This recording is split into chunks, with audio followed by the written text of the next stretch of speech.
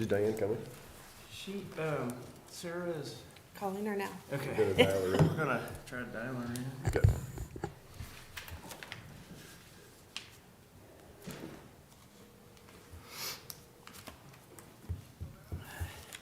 Hi Diane, it's Sarah DeNovo. I was going to put you on the microphone so you can be on record. Thank you.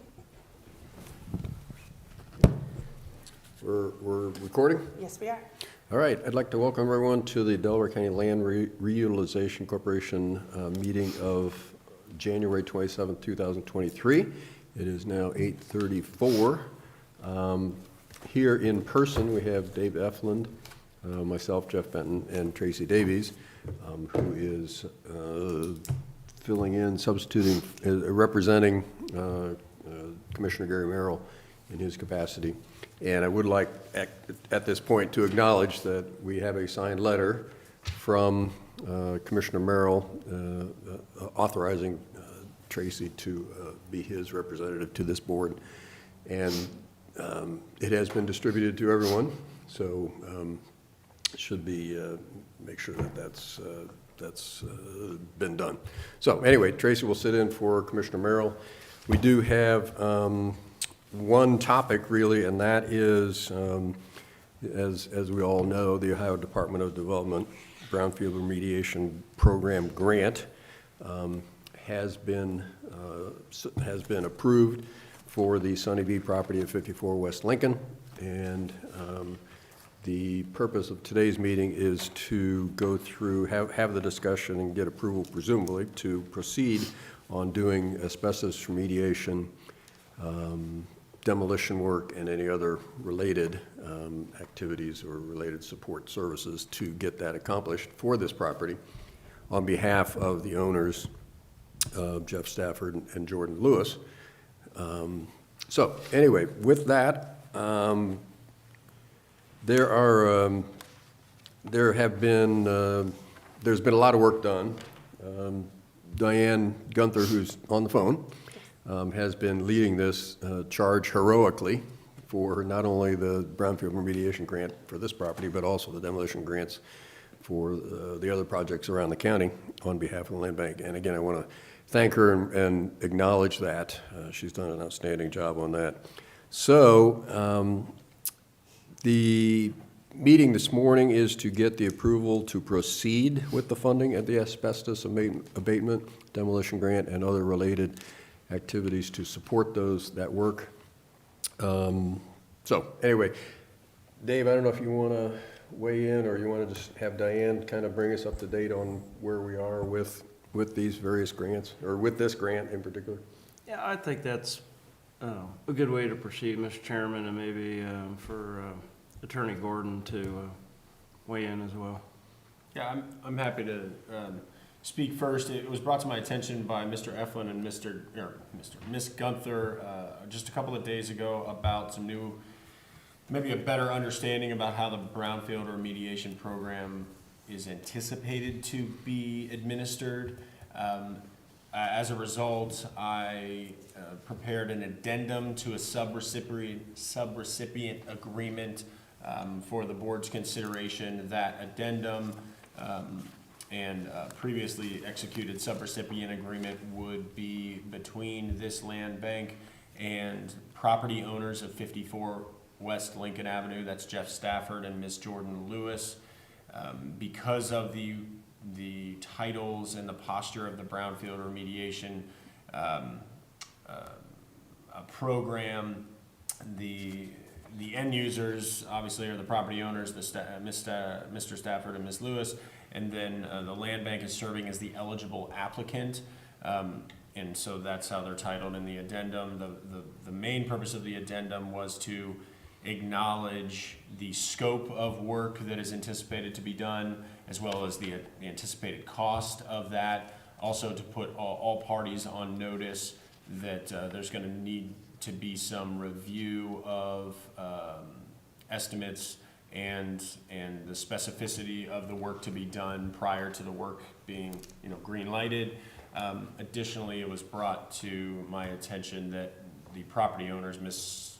Lewis and Mr. Stafford, do not have the funds to front in order to get the asbestos removal and the demolition that's anticipated completed. And so there's some language and terms within the addendum to acknowledge that, and in hopes to protect the land bank if it decides to proceed. So I learned that information from Ms. Gunther and Mr. Eflin, and I've had some more discussions with Ms. Gunther to try to prepare to advise the land bank so that we are proceeding to facilitate the brownfield program expeditiously, but also prudently. Yeah, again, just for the record, since we're just recording, Attorney Scott Gordon is here. Sarah DeNova is the clerk and secretary today.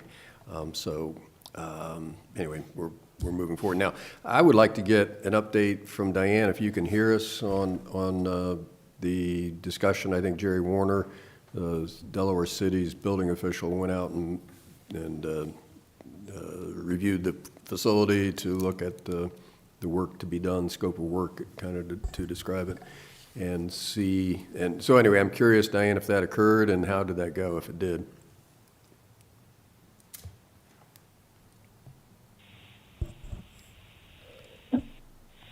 Oh, I'm sorry, I didn't hear.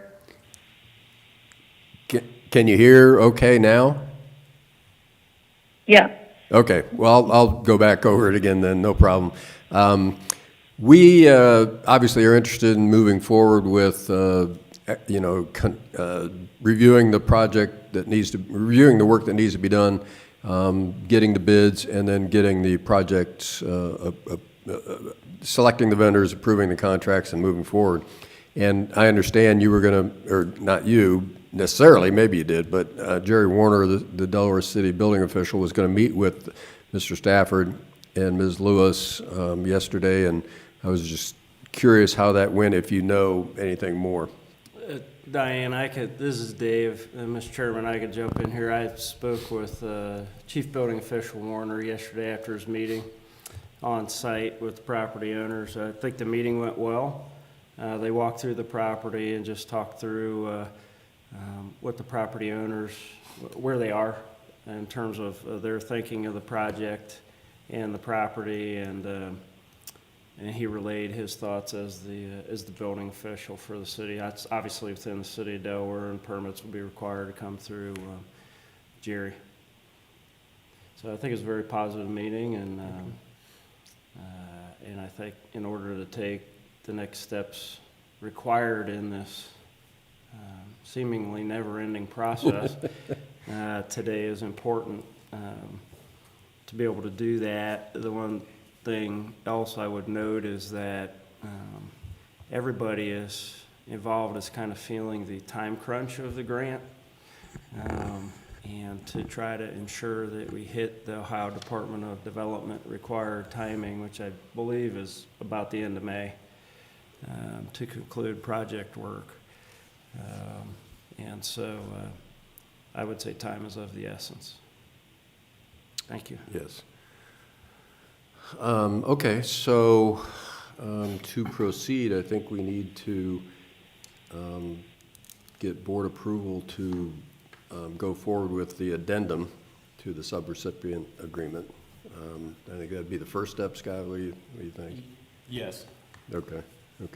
I looked at it. I had a question for you, Scott. It's got under the revised budget on page 3. It's got the dollar amounts listed for the different components of this work. Is that something that we want to be, have it at $95,000 for the asbestos, et cetera, or should we put a higher limit in case there may be, surprises during the work?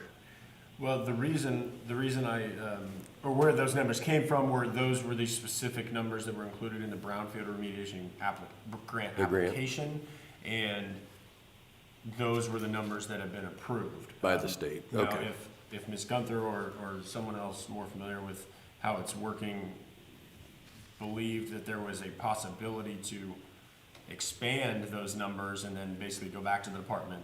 So those were like the top end. Okay. So even if the scope of work exceeds that, it's, as I sit here today, it's my understanding that that is the maximum that would be eligible to be reimbursed from the grant program. Okay. Now, the cost could exceed, but that's probably gonna have to be a further discussion to see if the property owners have that cash to make up that difference. Yeah, okay, I see where that came from and why the numbers are what they are. Okay. Mr. Chairman, on that point, I did have a question, and Diane, feel free to jump in with your knowledge, but I think, is there, maybe I missed it, but maybe we could add some words into here to the effect of, under this section, Mr. Chairman, or as revised and approved by the Ohio Department of Development, and that might account for any adjustments that might have to be made just in practical reality for the project, but then obviously the Department of Development ultimately is in control of these funds and has to approve that. Yeah, that's a good point. So if we did run into a situation where the costs were higher than what was in the original application, we would have to go back to the Ohio Department of Development to get the approval to proceed with the higher amount. Is that your understanding, Diane, that could be done, that would be the process, or is it hard and fast, these numbers? Well, from what I understand, if there are cost overruns, as Scott indicated, these are the maximum amounts available through the grant. So the property owners would need to make up that difference. And then we do have the option of doing a grant amendment to shift dollars in between these three line items. So if the asbestos estimate comes in less than that $95,000, anything that was left over from that $95,000, we can put towards the demolition cost. Yeah, and I think, or maybe vice versa, I don't think each category is capped. I think what I hear Diane saying is the total amount, and therefore, but we have specific amounts within each section in this agreement, so I think it probably is warranted to allow some flexibility. I just used general language. I looked to Scott to see if that works, or if you've come up with anything else during the discussion. I think your suggestion is a good one. It's certainly broad enough that it would just allow the flexibility to the land bank as well as the end users to encompass any of those potential changes. So if I add as a last paragraph, or as revised and approved by the land bank and the Ohio Department of Development, I think that's flexible enough that would allow us to shift dollars between the columns and the categories. And if we would learn that we could go back and file a grant amendment that would actually increase total dollars, then of course, the land bank would be able to do that under the same amendment. It's a good suggestion. Okay. Yeah, that makes sense. Do we need to do that by vote, Mr. Chairman? I think we will address the whole addendum Okay. as one motion.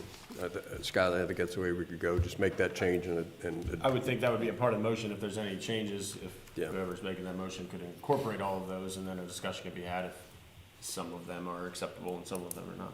Right. So, Diane, any other thoughts on the subrecipient agreement addendum? No, Scott and I had reviewed this yesterday, and how it's presented is good. Okay. So I would look for a motion to approve the addendum, subject to that one change that our attorney has referenced, and then let's see, it'd be signed by Mr. Jordan and Ms. Lewis and myself.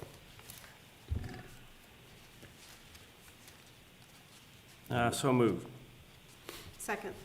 Okay, we have a motion and a second. Any further discussion? All those in favor say aye. Aye. Opposed? All right, motion carries unanimously. Okay, so we now have the addendum as revised to be approved and submitted and signed. So next would be then the actual process of getting the work done and related issues. We've received estimates on both the asbestos and demolition work. They were included in an email that was sent out. I think, Diane, you sent that email out with those estimates, and that's very helpful. So anyway, next step would be to discuss how we proceed with executing those contracts and then getting the work done. So anyway, interested in comments. Dave, you and Diane have been closer to doing projects like this. Yeah, I think, Diane, maybe you can just give a high-level summary in response to Chair Benton's question as to process. I think some of it is still emerging in questions to Ohio Department of Development, as well as I think it's important that obviously we work with very closely with the property owners in this case. And I think we've all been very supportive through this process of the project in general and these relatively new landowners to successfully complete the project. So like most grants, it's a step at a time, and in this case, it's probably involves having to check in and ensure that the Ohio Department of Development is in agreement with any of those steps as may be required as well. But Diane, do you have any kind of other high level?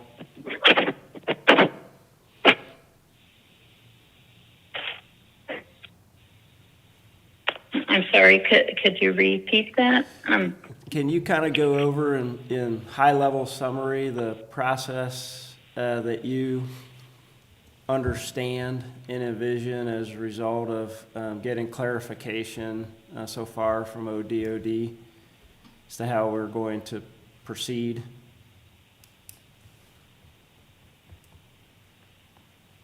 Yeah, I'm sorry. I just did not catch that. The audio's not working. She's only on the microphone, the speakers are the speakers. Oh, got it.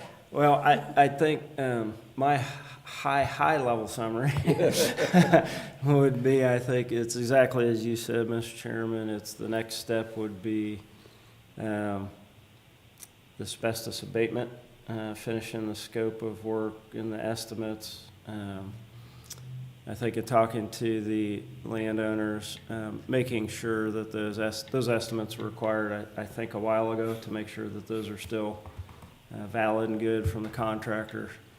And then as you've outlined, or the subrecipient addendum outlined, it would, the contracts would then come back to this board and be for review and potential approval as we go through asbestos and then demolition. Yeah, I think mechanically we would do the asbestos work first. The land bank has 150-some thousand in the bank. The land bank could advance those funds. And my understanding from what Diane is saying is that it takes a couple weeks typically to get reimbursement from the ODOD once the work is completed and the invoice submitted. So the land bank would have plenty of funds present to cover the payment of the contractor and then ask for reimbursement, and then get reimbursement and be back to 150-some thousand. And then at that point we could do the demolition work, which would be the next logical step in this process. And again, the land bank could front that money when that work is completed and get reimbursed, within a couple weeks, so we should still be able to meet the timeline, presumably, of, May to get the work done, and land bank would be properly reimbursed. So, anyway, that's kind of the big picture process that I envision in terms of funding and doing the work.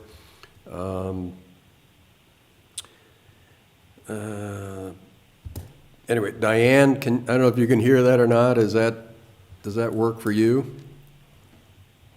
Yes, I was able to catch that, and yes, that process would be also good. Okay, well, that's good. The first one is the asbestos, then, well, I guess really we're talking process.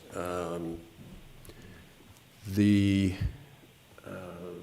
city presumably would be in the best position to review those contracts, those proposals, and evaluate them for proceeding. I mean, Attorney Gurdon can correct me if I'm wrong, but I think the agreement between the land bank and the city as to the technical services for this brownfield grant would include those kinds of services to review those contracts, provide a recommendation back to the board as we've laid it out here. Yes, I believe that's anticipated, to do all that legwork to synthesize, analyze the various quotes or estimates, the scope of work to make sure that it is eligible for the program, and then would address the issues with the property. So yes, I think all of that would be included, including review by the chief building official or other staff members. Okay. Yes, that's correct. Yep. Okay. So, okay, that process makes sense. The expertise, the appropriate expertise is engaged and can do make sure this gets done properly. So how should we proceed with authorization from this board to proceed with that work?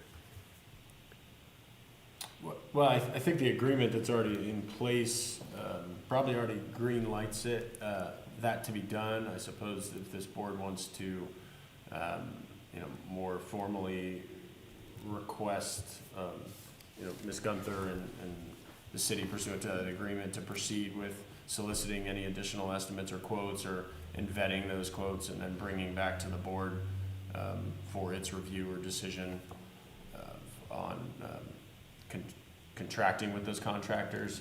I've already discussed with Ms. Gunther that we anticipate there will be some additional documents that will need to be reviewed as far as contracts and terms with any potential contractors, so we make sure that the land bank is fully secure and protected as we move forward, because while we want to get it done, we want to do it incrementally and, like I said, expeditiously, but we want to do it in a prudent manner. So I think there's going to be some contracts, or there are going to be some contracts and additional terms, so that we make sure the subcontractor is fully aware of the whole picture of this program and where funds might come from, their duties, responsibilities, their own insurance coverage, all of that.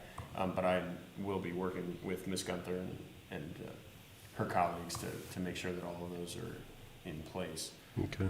But I think the next step would be to solicit or be able to come back to the board with a recommendation as to a contractor to remediate the asbestos, if we're going to do it incrementally like the chairman has suggested, which I think is a wise thing. Okay.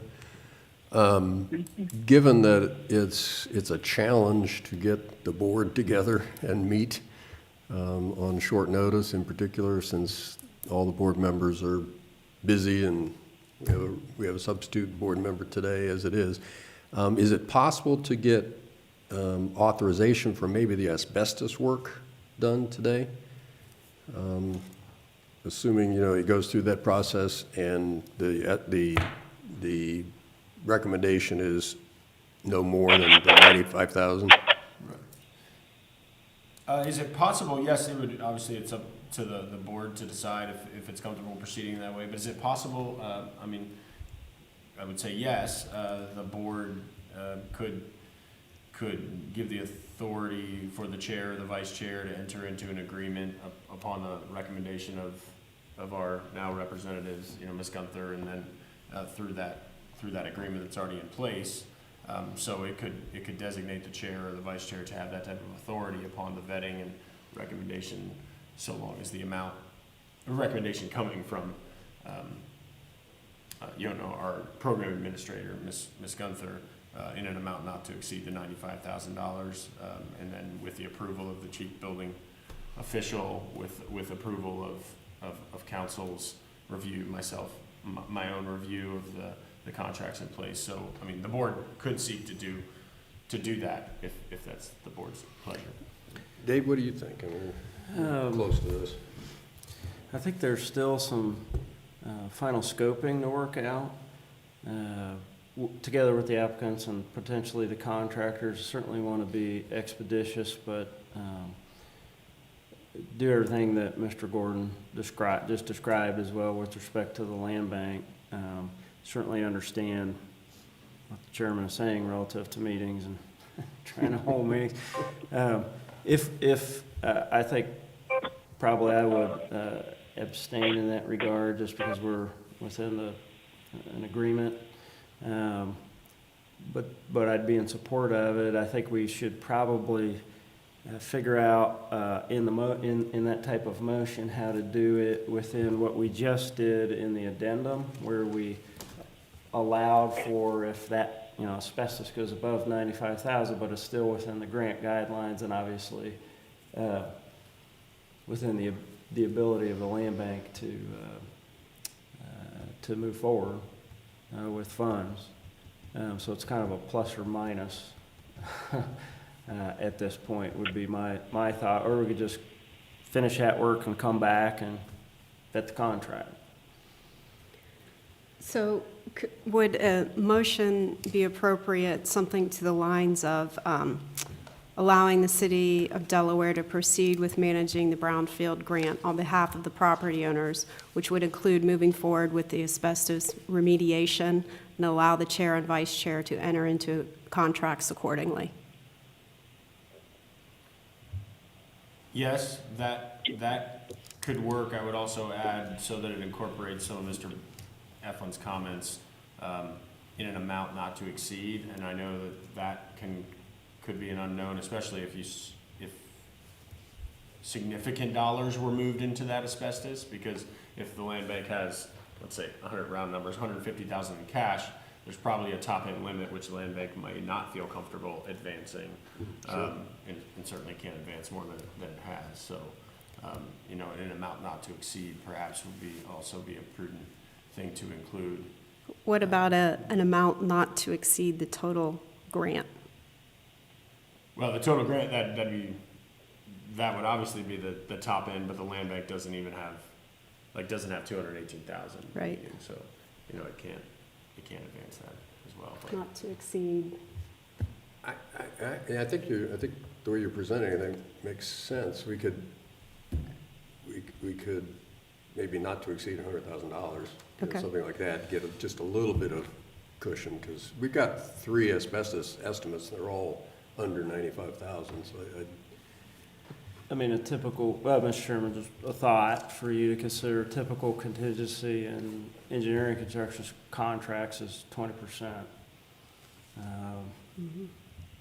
So again, hopefully hopefully that's yeah. nowhere near but Yeah. needed. I mean, 20% of 95 is 114,000, so it would be up for these board members to consider if that column of work rose to that, if you would consent or approve the land bank fronting money up to that amount. Yeah. Do you have any idea how long it would take because again, I'm just concerned we've got time constraints. Yeah. Because it's hard to get this board together, and I don't want to have to Yep. have the board meet every week or two to Yep. try to get one more step approved, because that just could really gum up the works. So do you have any idea how long it would take to, get the contracts reviewed, the scope of work? I do not, other than to tell you that, I know the chief building official and Diane are focused on this project, and it's a priority project.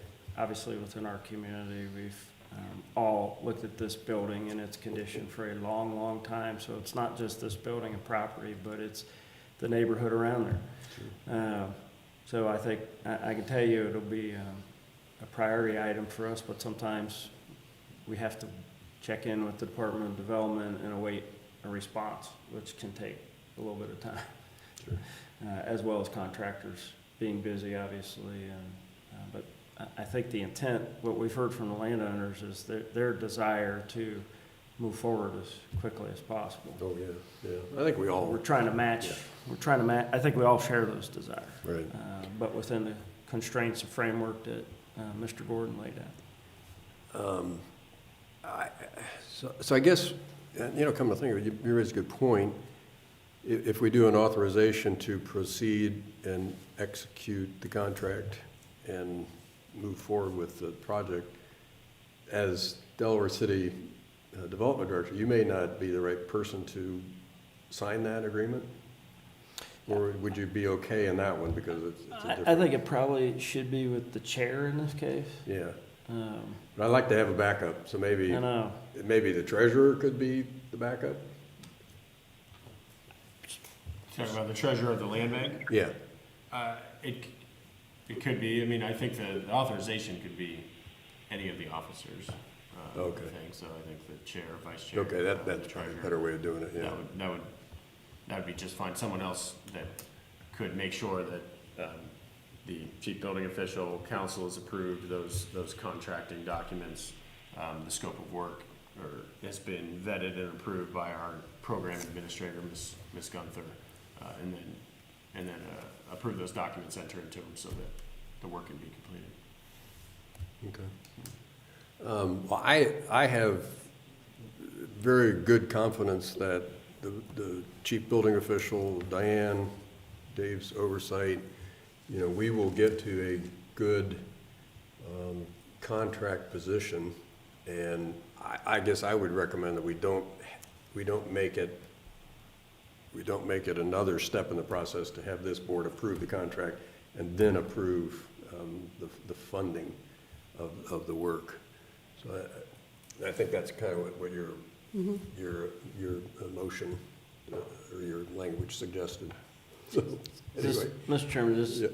point of clarification, related to the asbestos abatement? Yes, just the asbestos abatement. I think that would be a logical step. We ought to get through the Yeah. asbestos statement, make sure that goes fine, I and agree. then do the next. And the board ought to meet at that point, I think. That would make sense. Do you like me to restate a motion? Yeah, maybe, because, Okay. well, Sarah can always listen to the tape, All right. so but anyway, I think, again, you had it worded well. All right, so my attempted motion is for the City of Delaware to proceed with managing the Brownfield grant on behalf of the property owners, which includes moving forward with asbestos remediation and allow an officer of the land bank to enter into and execute contracts accordingly in an amount not to exceed $114,000. Okay. I like that. Attorney Gordon, is that? Yes, I think that's sufficient. My hesitancy is whether or not the board feels it necessary to include, to be, maybe subject to the review of council. Yes, yeah, Subject to the review of council. That's a good point. That's a very good point. That's the way we always do our resolutions. I should have thought of that. All right, so I made a motion. Okay. You made the motion. Is there a second? You. Yeah, I'll second it. Okay, so we have a motion and a second. Any further discussion? Hearing none. Probably have to take a roll call on this. You gonna abstain, Dave? Okay, makes sense. Mr. Benton? Aye. Mr. Eflin? Abstain. And Ms. Davies? Aye. Okay. Well, that motion passed, and again, I think this is a huge step forward. Regardless of how this goes after that, getting rid of the asbestos is going to make that property more valuable, clearly. So again, I think it's a huge step forward. And I want to thank Diane and Jerry Warner and Director Eflin for again, all the work on this project. We do have some other things related to this that we need to cover. Dave, or Scott, you had some insurance. Yes, I had some conversations with our insurance carrier, or the agent that has been writing those policies, or managing those policies for us. In the event that the land bank, or as it's anticipated, or just was approved, authorizes or enters into contracts with any subcontractors for work at Sunny V, the Sunny V property itself will not need to be on any schedule of any of our policies. However, the agent said that once, or if we're going to enter into a subcontract, he would advise us, or me, to advise him of that, and that he would add that subcontract itself to our policy. He said that any subcontract that is added to the policy to cover any bodily injury that would occur on the property of Sunny V 54 West Lincoln Avenue, as well as any disputes related to, so property injury, bodily injury, and then also any disputes related to the subcontract itself, would come at a cost of $7.98 per thousand of a subcontract. So for the purposes of this, if you just for round numbers said that we'll do the asbestos for $100,000, and then eventually we might do the demo for $100,000, the total cost of both of those premiums together would be about $1,596.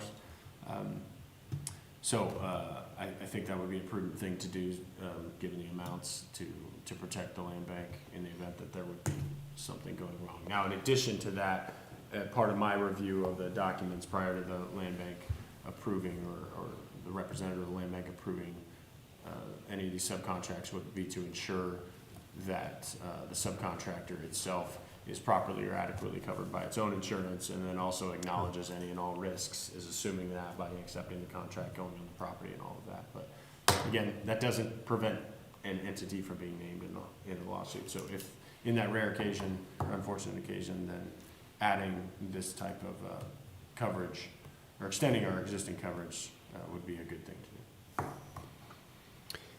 Yeah, Scott and I had a conversation earlier and yesterday actually, but I share that concern, because we're not the owners of the property, but we are doing work on it. It's all buttoned up, and we're certainly permitted to do that, but nevertheless, it doesn't mean we couldn't possibly have an issue. Obviously, we don't think there will be, but you never know. So anyway, I think it's a good idea. Other comments, thoughts? I think it's prudent. Yeah, agree. Okay. So I think we could entertain a motion to authorize adding insurance of, Scott, you're thinking 15, just shy of 1,600? Yes, I think the total premium would be that, and it would simply be adding any subcontracts that this land bank would enter into as a part of this grant program to our existing coverage. Okay. I guess I would entertain, maybe we could make it $2,000 just to be safe in case things change, up to $2,000. Again, shouldn't be that much. Anybody want to make a motion to that effect? Tracy, do you want to have a shot at that one? Let's see here. A motion to authorize adding insurance coverage for subrecipient agreement coverage in an amount not to exceed $2,000. The premium. Premium would not to exceed $2,000. $2,000. Second. Okay. All right. We have a motion and a second. Any further discussion? All those in favor say aye. Aye. Aye. Opposed? All right, motion carries. So again, I think that's a prudent thing to do to get the specific coverage on this unique situation. Let's see. Policy issues. Again, this is one of those things that our acquisition, demolition, disposition policies don't specifically address this kind of situation. There's broad language in there that should allow us to proceed according to policy, but I think it's important that we acknowledge that. And Scott, you were going to Yes, comment on that. our current, the demolition policy in particular, as well as um, disposition type of policy, but I suppose more specifically the demolition policy really, I believe contemplates the land bank acquiring property to make it marketable or put it back into a useful state. I don't know that it's, or I don't think it's necessary to go back and completely revise the demolition policy at this time. I think the board has a policy to go and review all of its policies, at least on an annual basis, and so perhaps this spring would be a good time as we go through these experiences to update some of these policies in case we would ever run into these circumstances again.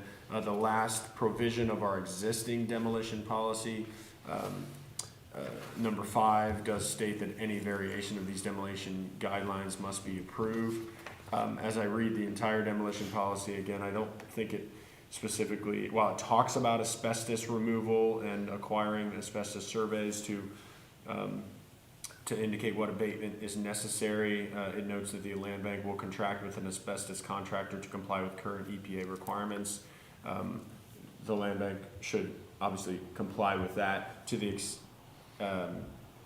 extent that the land bank is authorizing work to be done on a property the land bank doesn't own. I think that already the existing action has been approved, and so any, to the extent that any of that varies from the demolition policy, the board's approved that. So while the demolition policy contemplates asbestos as well as demolition of properties, it's not specifically, doesn't speak to property that we don't actually own. But with the asbestos survey, that would be part of the review process that this board just approved. Within the addendum, it talks about the scope of work within the asbestos survey that's already been completed. And so part of my due diligence will be, upon my review, is to make sure that any contractor with respect to the asbestos is a contractor that's ready, willing, and able to comply with all current EPA requirements. With respect to the demolition, I think we could come back and review that when we get to that stage of this project. But there are some terms that apply to that, including awarding any contract to the lowest and best bid. And so if what is brought to this land bank or to our program administrator is perhaps not the lowest, then this board will have to review that to consider whether or not, in fact, that bid is the best bid. And then with that in mind, decide whether to approve it or not. So I don't think any changes to the demolition policy are necessary right now, but certainly I would advise the board that we will comply with this to the extent that any of these provisions apply to property that we. Okay, that we so, own, yeah. so we don't need to do any additional action regarding the policy then, at this point? No, I don't believe so. I mean, the board has just taken action. It's board approval, and so the board is not, any action that would vary from this that has been encompassed in what the board's approved has obviously been approved, so it complies with the policy. Okay. And, to the extent that sentence applies, I guess. Okay. I don't think there's a whole lot else. One thing I wanted to mention was that the county, again, should we get into a very unique situation where we need additional funding, in addition to the $150,000 plus that sits in the land bank's land bank account right now, the county can advance funds to the land bank, or just outright grant funds to the land bank. So there is a source of funding there that could provide some temporary cash flow that if needed. But it can't be done, it has to go through the process there, so it would take a little bit of lead time to do that. But anyway, good to know that there's a backup source of funding should things just not work as we planned. So I want to mention that. Diane, there is another round of both, well, in this case, the brownfield remediation. I don't know if you know any of the details of that. You know, that's another fallback position should things get delayed or we run into unforeseen issues. I think there's a third round because I think, anyway, what do you know about that, Diane? Do you know anything about the next round? Or did we lose Diane? Diane, are you still on the line, Diane? Yeah, I'm still here. Sorry. No? Do you know anything about a third round of brownfield remediation grants?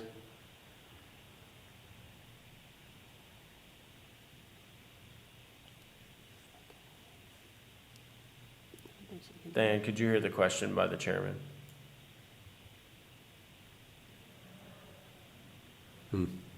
Okay. Technology's failing us. I know. I don't know It anything. usually works pretty well. So, okay, that was just, follow back again, up. another possible alternative for moving this project forward if we happen to run into all sorts of problems and may need it. I didn't have anything else. Mr. Attorney, anything I don't else? have anything else to bring to the board's attention. Tracy? No? Dave? Okay. All right. With no further business, I want to thank everyone for reacting quickly. This is a tricky one, but this land bank projects are, I don't think, are very routine, almost by routine or non-routine. So again, I want to thank everyone for their participation. Diana, I don't know if you can hear us or not, but thank you so much for everything. And I think that's it. So with that, we stand adjourned. Thanks, everybody.